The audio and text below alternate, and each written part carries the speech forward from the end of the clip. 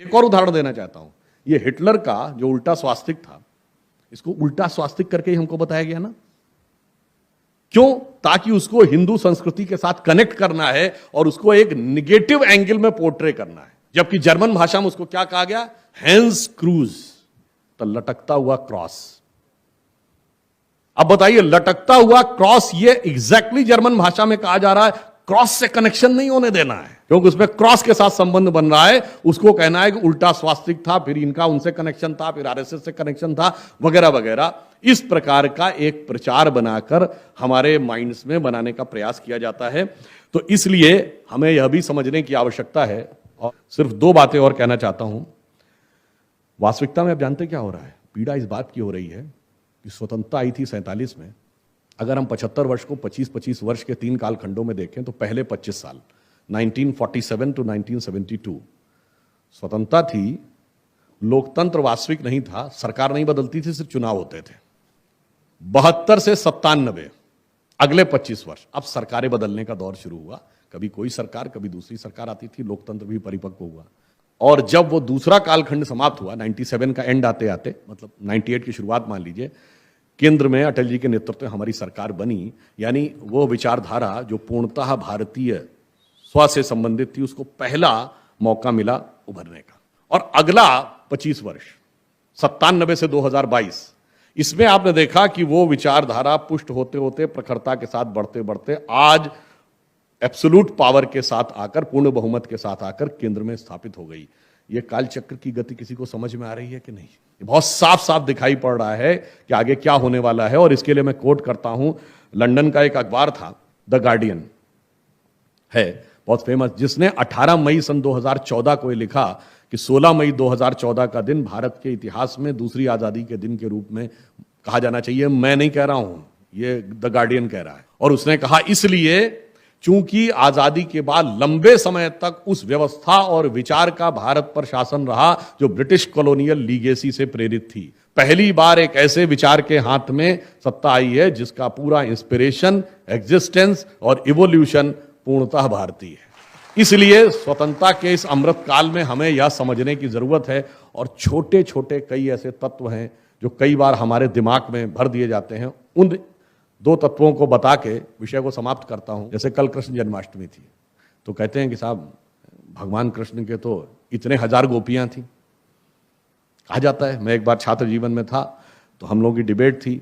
उस डिबेट में रिबटलिंग पैनल भी था, यानी डिबेट के बाद वो रिबटल करते हैं। तो उसने पूछा कि Lord Krishna was having more than 10,000 wives. मैंने कहा नो, ही वॉज हैविंग 16,108। तो उसने कहा yes yes what ever the figure was. मैंने कहा the figure is very important. 16,108 का अर्थ क्या है? देखिए भगवान कृष्ण का अर्थ क्या है। भगवान कृष्ण उस हमारी मनः स्थिति के प्रतीक हैं। जब भगवान लीला करते हैं तो आपकी आध्यात्मिक चेतना का के विकास का एक संकेत देते हैं। जब आप ध्यान लगाते हैं तो आपकी आंखों के सामने क्या होता है? ब्लैक होता है ना। फिर जब आप ध्यान में गहरे उतरते हैं तो आपका मन धीरे धीरे सेटल हो जाता है। फिर और गहरे उतरते हैं, अनेक प्रकार की प्रवृत्तियों से मंथन करके मन एक नए रूप में उभर के सामने आता है। वो क्या है? आपका मन एक दूध है, संसार एक पानी है। दूध और पानी को मिला दिए, सारा दूध पानी में मिलके बह जाएगा। परंतु यदि दूध को स्थिर कर लेंगे तो क्या बन जाएगा? दही। फिर उसको मंथन कर लेंगे तब बनेगा मक्खन या नवनीत। अब मक्खन को पानी में डाल दीजिए, नहीं मिलेगा। इसीलिए भगवान कृष्ण निष्काम कर्म के प्रतीक हैं और मक्खन उनको सर्वाधिक प्रिय है। और 16,108 का क्या अर्थ है? 16,108 वेदों में ऋचाओं की संख्या है।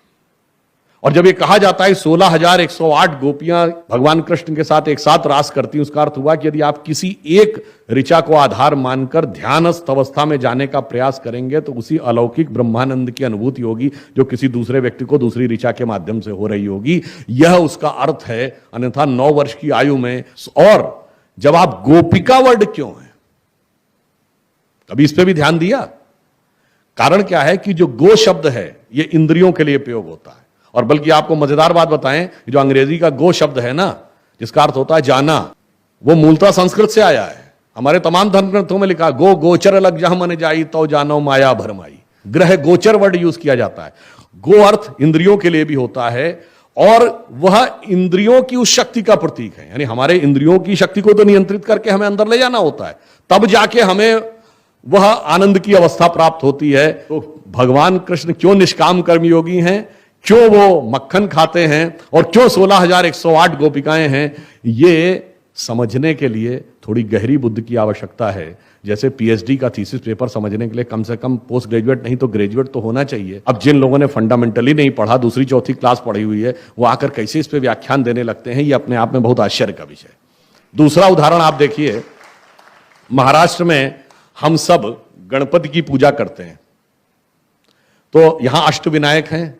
तो कभी आपने सोचा कि विनायक 8 ही क्यों हैं, 7 या 9 क्यों नहीं है?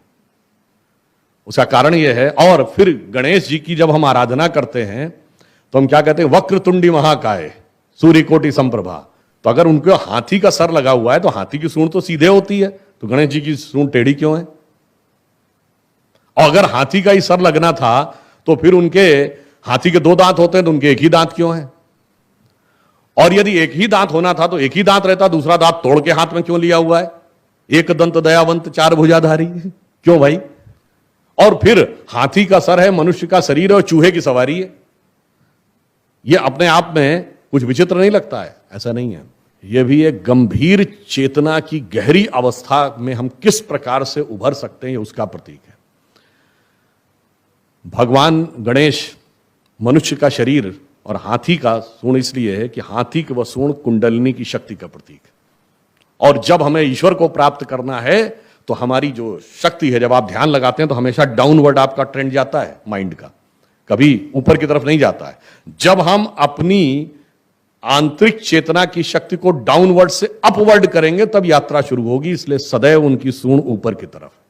अब हाथी का ही सर क्यों लिया गया है? क्योंकि हाथी के मस्तक में गजमुक्ता होती है, वो ब्रह्मरंध्र का प्रतीक है। चूहे की सवारी इसलिए है कि चूहा हमेशा जमीन के अंदर जाता है, तो हमें अगर उतरना है तो अपने धरातल के अंदर के धरातलों पे उतरना पड़ेगा। वहां से जाके हमें वह नए आयाम मिलेंगे। और 8 विनायक क्यों हैं? क्योंकि 8 सिद्धियां होती हैं, अणिमा, गरिमा, महिमा, लघिमा, प्राप्त, प्रकाम, ईश्वत्व, वशित्व। तो जो जो आप कुंडली का एक एक चक्र भेदन करते जाएंगे, एक एक सिद्धि प्राप्त होती जाएगी। और फिर एक दांत क्यों है?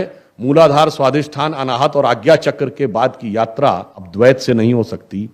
यानी अब ईश्वर और संसार दोनों में एक साथ मन लगाकर यात्रा नहीं हो सकती। अब एक के साथ संबंध तोड़ना पड़ेगा। अब संसार से संबंध तोड़ेंगे तो अगली यात्रा उसके बाद होगी। इसलिए 2 दांत की बजाय 1 दांत है और 1 दांत भी टूटा हुआ है।